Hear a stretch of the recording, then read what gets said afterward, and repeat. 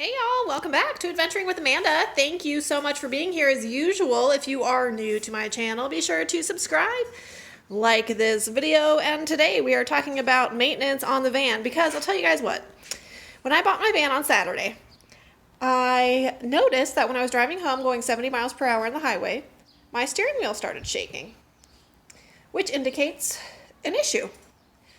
There was a tire balancing issue and I knew that. So today I took my van into the dealership because I was originally going to head to San Diego today, but I wasn't going to go anywhere with my steering wheel shaking. So I went to the dealership because safety is always first, you guys, and preventative maintenance. So I got my tires balanced, rotated, and they're good to go. I actually have really nice tires. They're in great shape. I got a couple more years on them probably. So, but I just want to say that, preventative maintenance for safety and the longevity of your vehicle is absolutely crucial. Now, also, my windows are tinted, and down on the bottom here, I noticed yesterday that it was starting to lift up and the tint was starting to roll up. So they put brand new tint on my driver's side window today, and it's looking very beautiful. So now I have that finished as well.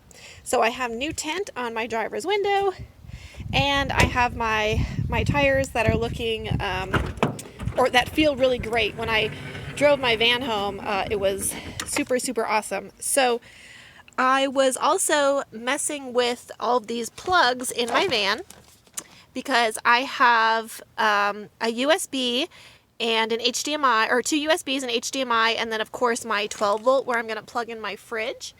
And I turned on my van and I noticed that those buttons weren't turning on and they weren't being used, even though I had, or they weren't effective. They didn't have power going to them, even though I had pressed this 115 volt power button, which should turn on those outlets. Well, what I didn't realize was I had started my van with the remote start, and when you do that, it's not going to give power to those switches. So you actually have to have your vehicle fully on and the key in the ignition in order for all of those plugs to work. So that was a little fun tidbit I learned today. But the guys at the dealership thought my van was looking really cool. I got my license plate frame on my van, and I'm still waiting on my side decals, but I got my Adventure Awaits license plate frame and my stickers, and now is the good time to tell you that I have a storefront coming soon and you guys will be able to order Adventuring with Amanda stickers. So stay tuned and I will let you know all that info when I have it. Winston and I will see you on our next adventure.